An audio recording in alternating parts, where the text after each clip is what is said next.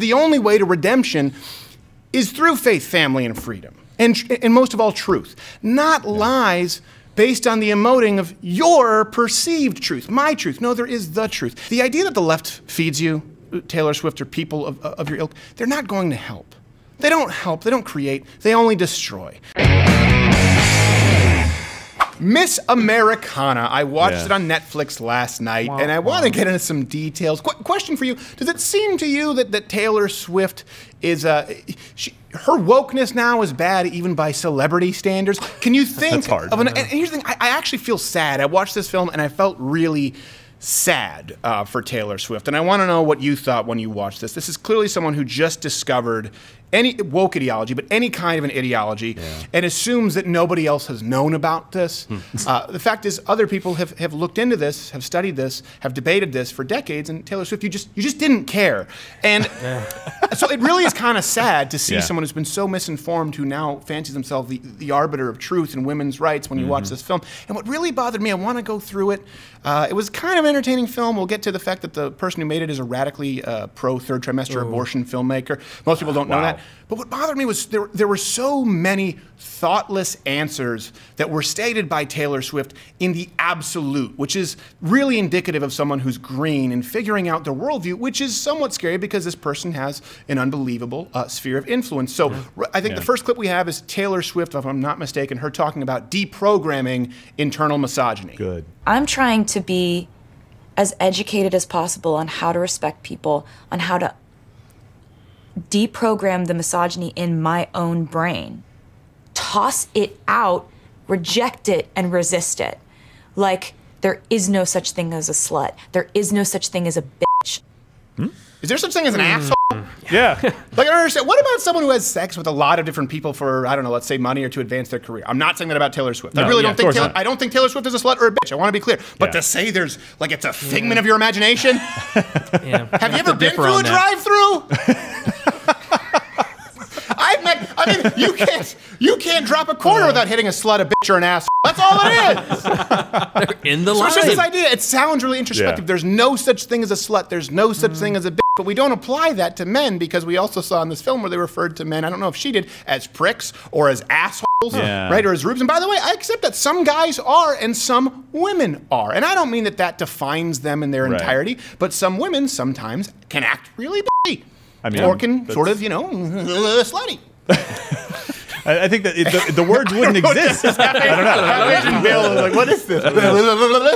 We need you to define that. I don't know if that's someone being a slut or giving birth to, like, it's a slut! It's kind of like Shakira's performance last night. Slut! Okay, so here's something else, too, where she was talking about, again, another sort of facet of wokeness, and you see this, in other words, when you see her making these statements, you know the blog that she just read. You're like, no, okay, I thought that in the 8th grade, too, when I had a feminist professor. I got it.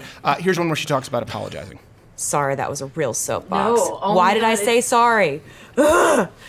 Because it was annoying. That's the thing. She goes, oh, why did I say sorry? Oh, I need to retrain myself. Okay, that's right, yeah. Because men never apologize. It's true. Right. That's just a female thing. This is all predicated on the idea. She makes all these statements in the absolute in the film, in this film, that women were always trained to apologize. Well, if you did something wrong, for example, if a woman was acting like a bitch or a slut, maybe she says she's sorry. Just like if a guy was acting like an asshole or a prick, your words, not mine, maybe he needs to say he's sorry. But this idea that men just walk through life without ever having to apologize, again, some of these opinions will change for Taylor Swift, notably on this, that men don't apologize once she gets married ever. It's not even a part, this is my part-time job. Yes. My full-time gig is just apologizing. Well, I can see that. All right, and then here we go. This is all, this all sort of culminates in the film with her talking about politics at length, which is, something that's obviously raised a few eyebrows because she didn't used to be one of those people. A nice girl doesn't force their opinions on people. A nice girl smiles and waves and says thank you. A nice girl doesn't make people feel uncomfortable with her views. Yeah, but not only those things. Like a nice girl, sure, a nice girl smiles. Sure, a nice girl doesn't deliberately make people feel uncomfortable. No. But a nice girl can also still have strong opinions and do those things. It doesn't have to be either or. And by the way, she talks about this in the film. She says, you know, I was told to shut up about politics as a woman. Well, what do you think, your male country stars? They were told to be divisive about politics? Right. Yeah. You think they're being coached on how to cut their audience in half? Right, exactly. Ask the Please, can someone Dixie Chicks me and run over my albums with a John Deere? It's not exclusive to you because you're a woman, and that's the danger of someone who's coming into politics very late, hasn't thought about these things critically, has a huge sphere of influence, and decides to go, all right, this is only happening because I'm a woman. No, no, no, no. You've just been blissfully unaware of all these things for a very long time. True. Good men don't want women to experience most of the hardships that are described in the film anyway. Exactly. Like the eating disorder, we'll get into that. I understand that, and I don't want that for you, and I think Taylor Swift is a decent person. I just think she's very misguided, and I don't think this is something to celebrate. I think if this were a person writing a paper in your college class, you'd give it an F and say, this is very shallow. But instead, because it's a woman saying, I'm a woman giving my opinion, and if you judge me, it's only because I'm a woman, everyone goes, oh, this is brave. We have to clap. It's not really true. And speaking of which, let's go to this next clip, which again makes me very sad, and I'll explain why in a little bit. Is this the one where Taylor Swift is talking about? By the way, any defenses yet? Her music's great. Oh, I like her music too. No. And I don't even mind that she's albino. No, but I don't think that this is for lack of it. I think that Taylor Swift, like most artists, is a very sensitive person, probably a very empathetic person, and just completely misinformed. But the problem that I see is her putting on armor where anytime somebody says, well, hold on a second, you may be wrong about that idea, you're mansplaining. Anyone who uses words like patriarchy or mansplain or trigger, unironically, doesn't know what they're talking about. Let's go to the clip, which is very sad of Taylor Swift talking about, and I understand and I empathize with her, not that I've gone through this myself, but I do know women who have, body image and female body image issues. There's always some standard of beauty that you're not meeting. Because if you're thin enough, then you don't have that ass that everybody wants. But if you have enough weight on you to have an ass, then your stomach isn't flat enough. It's all just f***ing impossible. And hearing a portion of that, it's hard for your heart not to go out to her, by the way. But talking as though this is something that we've talked about, it only applies to women, like female body issues. Like, you know, I just can't believe people judge women in the way that men aren't judged. If you haven't seen the film, this is kind of an ongoing theme. Well, I know you know that's not true, Taylor Swift. How? I looked at your dating roster. Taylor Lautner, Zac Efron, the Jonas Brothers, I don't know if it was all three or not, Jake Gyllenhaal, Harry Styles. You don't live in a world where men don't have six-packs. For you, if a man is over $150, he's over the hill. Right, exactly. And something else that I think is important, the eating disorder, and she talks about this, that's not because of the patriarchy, or I don't think that there were any straight men out there who would have told you, you know what, I think that Taylor Swift would be pretty if she lost about 20. No, if anything, most men would say, I think she's cute, she's a little thin. A lot of guys would say that, you know, and I thought that they were wrong. I thought that she was naturally thin, having a mom who was naturally thin and used to get shamed by obese people that she wasn't a real woman. I thought it wasn't my place to necessarily speak. Turns out, it wasn't nature, it was her actually starving herself. But that was because of magazines edited by gay entertainment industry elitists and female fashion icons, not straight men. Here's actually an exercise that you could do, Taylor Swift, and I'm hoping that actually this, if she does watch this, because she does seem to be very, she does seem to, no. What? You said you were defending her, you're just attacking me, and rightfully so, I deserve it. I don't pay nearly enough on retainer. She walks into these rooms, let's say it's the Grammys or whatever it is, or the VMAs, or it's the Met Gala. Okay, Taylor Swift, and I'm hoping this is helpful and you actually listen to this because I know you're glued to your phone screen. You've talked about that in the film, and you answer a lot to critics on social media, haters, I believe you call them. And this is not what this is. I want you to look up any of the scathing reviews of your outfits or your appearance at most of these galas or award ceremonies where you maybe even made some of these statements. Let's just take the Met Gala. I'm pretty sure you went to the Met Gala. Find me a scathing review of your outfit or appearance at the Met Gala written by a straight male. You won't. You won't. Guarantee you walk into that room at the VMAs, the only people who are going, she's wearing that, guess what? It's not the straight guy. He's just going, I'd have sex with it, and then there goes another one. I'd have sex with that too.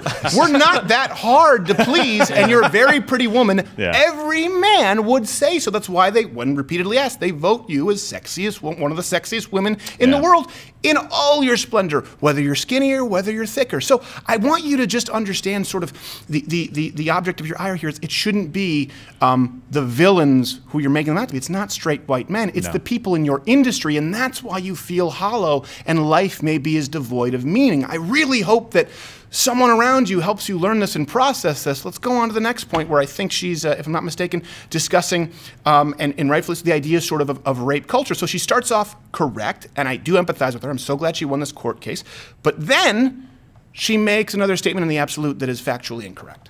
This picture shows the moment Mueller inappropriately grabbed her, putting his hand up her skirt. Oh, jeez. This had happened to me. We told his boss. They did an investigation. He got fired.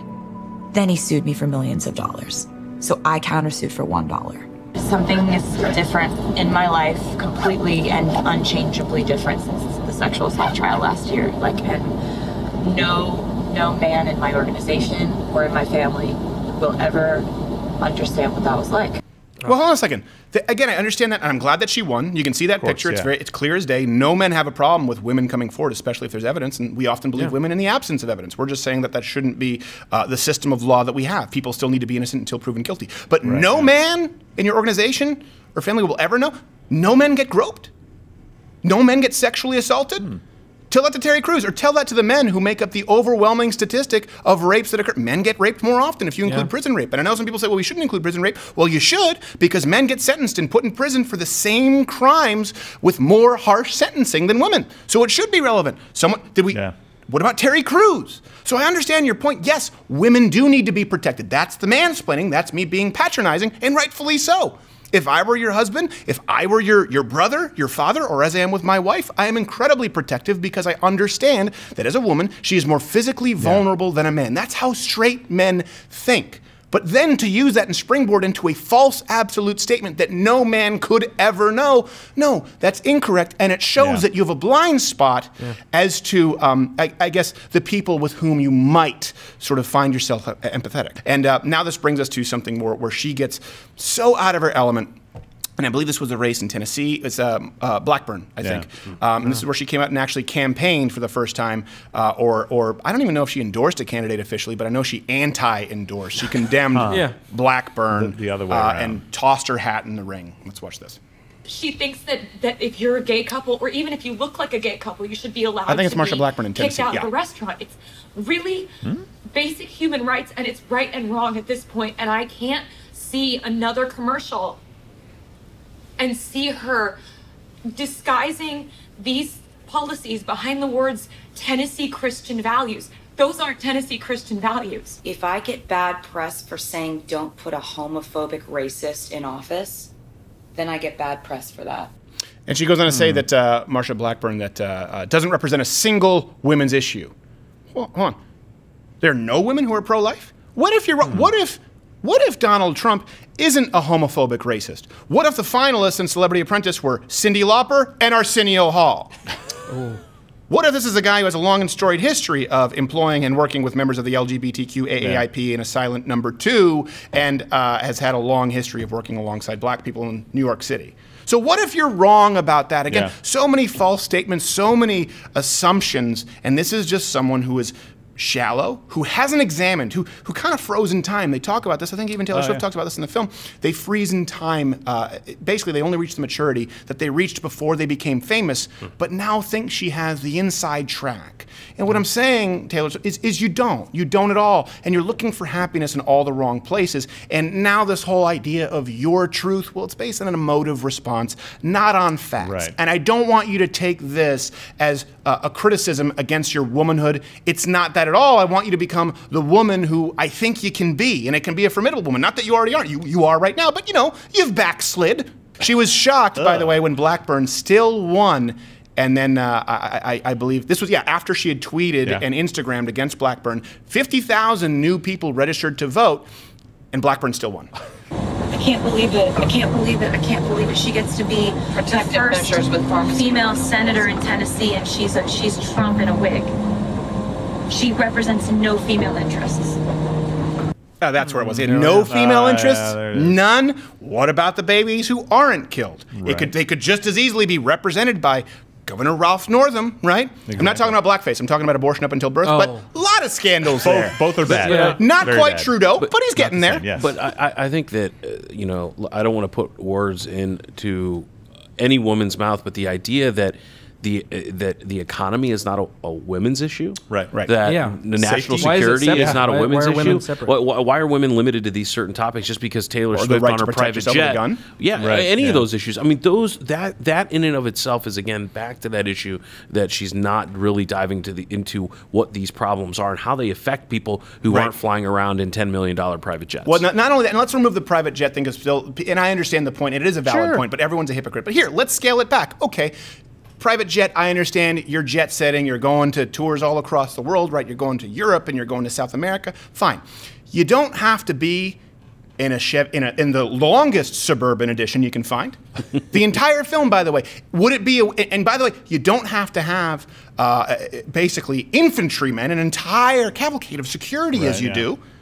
Well, you know what? How about it's a women's issue because other women out there want a party that allows them to drive a safer, larger SUV. And since they can't afford security, they believe it's their issue as a woman to be able to protect their family, their own bodies with a firearm and their God-given right to self-preservation. Is that a women's issue? Because maybe you have a blind spot here because you have so many people serving you, and rightfully so, you're unbelievably talented, but how is that not a woman's issue? Maybe these women not only know more than you, maybe they have more life experience than you. And this is something that's important too. 50,000 new people registered to vote. Here's the thing, more people registered because you sent out an Instagram message and a tweet, and I sound so out of an Instagram message, a post, I get it. You didn't direct message to 100 million people. But the point that I'm making here is maybe people heard that and they like you in spite of your uninformed politics. Yeah. And they decided against you trying to basically affect a race where, let's be honest, you don't live in Tennessee anymore. You spend more time in New York. You've talked about that, at least up until recently. Right. So maybe people do know about this, and you're not opening their eyes. Their eyes are open, and maybe some of them are saying, she's so out of touch. She just doesn't understand why we would support Blackburn over a party that believes in abortion up until birth and open borders and taking away my right to protect myself. She maybe doesn't know that because of her armed security detail 24/7 and the fact that she gets carted around in Yukon Denali's. Well, God bless her soul, but voting for the other guy. My problem isn't with her as much as it is the industry that has created her, transformed her, and ultimately will ruin her. But we'll get back to that. This is where she was talking about President Donald Trump, and they asked President Donald Trump about Taylor Swift endorsing anyone not named Trump. I think his answer was about as friendly as you can get, but here you go. What do you have to say to Taylor Swift now that she's in politics? Taylor Swift jumping into politics. Turns around. I love that. And what did she say? She said she wants people to vote for Democrats. Let's say that I like Taylor's music about 25% less now, okay? Thank you. And I look in the film, she's like, why did you like it? Nice, yeah, I mean, it's so nice of a burn. By the way, but that being said, I'll give you this. You go, why 25%? Yeah. Like if you say 50% because she's liberal, but it's like you pick 25%? Because he was thinking, I've got 4 of them in the Air Force One disc changer. I'm going to just take one of them out, but there's no way I can get rid of the other 3. I only use discs. That's why I have a 95 compact disc changer. I don't use MP3s. They can track you, folks. That and contrails. So again, like that couldn't be, and they tried to make a big thing about this in the film. Like, That was funny. It couldn't be a guy who's being a little bit more. I mean, I assume that he probably has some family members who like Taylor Swift because that was positively mild. Yes. Thank the Lord above that you don't have a nickname, Taylor Swift. I know, right? But I mean, she said worse things about Trump than he said that. I mean, that's not even close. I don't care what is coming out of the mouth of Albino Rhino. That filthy could have been so much worse. And they didn't say that. And we're going to get to life advice here, and I know Half Asian Bill will have to go. But something else that a lot of people don't realize when you watch this film, and little kind of subtle things, all of the people criticizing Taylor Swift, the vast majority of them are Fox News. They don't show the MSNBC and the VMA and the E! Hollywood, these are the people who criticize her most in a most shallow fashion. If you go to Fox News, they might be saying like, oh, I don't think she should be talking about politics. But it's just sort of a bait and switch that they pull a lot. It's a sleight of hand. The film director, I believe her name is Lana. Is it Lana Wilson? Mm-hmm. Lana Wilson. I looked in. She actually directed the film after Tiller, promoting third trimester abortion clinics. By the way, wow. Let's be really clear. I couldn't watch all of it. And let me end it with this. Let me assume that Taylor Swift or some of her fans might be watching this. And by the way, I understand that Taylor Swift fans are more respectful than the fans of Cher. I am respectful. The Cher fans, it's just a bunch of angry gay pride floats with people, they're hopping off just to show you their Cher wall and try to dox you. I have never seen more vehement fans than Cher fans. It's crazy. I don't know why gays love Cher. It must be the pageantry. It is. So, yes. Pageantry. I got off track, but I have a bone to pick with Cher fans. I respect someone like Taylor Swift. I respect you for being vulnerable, particularly in a film like this about your issues, like eating disorder she talks about. Or anytime people come out and they're vulnerable about things like depression or mental health, right? People talk about that a lot. But I want people to know this, and this is why I thought that this was important to talk about.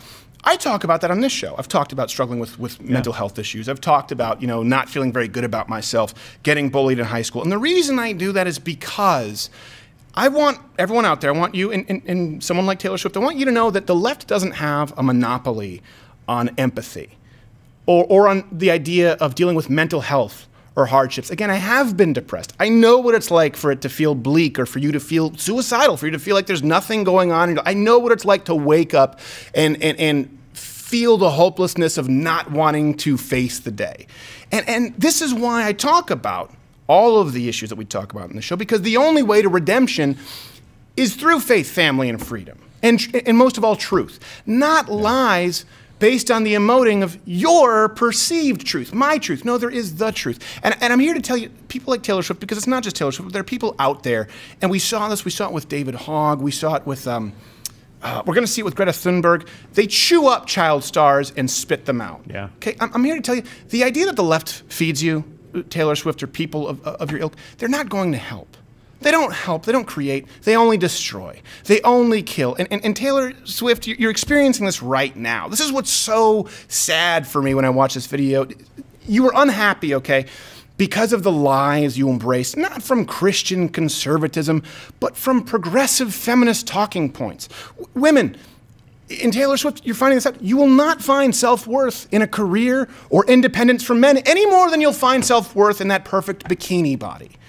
And to any minority groups or marginalized women or men out there for that matter, I guarantee you, okay, this is what's important to know. I guarantee you that if every single wall of systemic oppression, both real or imagined, were to come crumbling down tomorrow, it wouldn't make you any happier. It wouldn't make you any more fulfilled. Look, I don't espouse the ideas and values of Christ, of conservatism, of traditionalism, because I don't empathize with the downtrodden, the sad-hearted, or the misfits, the broken of spirit. I espouse them because I do. I espouse them because I am you. Because I was that. You can be depressed, you can be a weirdo, you can be a freak, you can be a free spirit, and still find redemption in the truth. And as hard as that may be to swallow, you do need to recognize the fact that you can live your truth, but at some point it is going to come to a screeching halt when you go face first into the brick wall that is the truth. And I just hope that people like Taylor Swift and people who follow her out there, I hope that you realize this before all of a sudden you hit that brick wall and you're looking around wondering where all your friends went to, because they're not going to be there. Guess who I am? I'm Josh Hartnett. Bet you didn't think you'd see that face in a while. This is what we call an end card, which is where I tell you that you should subscribe if you like this video, or click one of these other videos that you may like. Hit the notification bell, of course, join Mug Club, because that's what allows us to continue doing these videos. And just so you know, YouTube actually has created a new policy where they might start outright banning channels that are no longer commercially viable, which means that this is merely a figment of your imagination.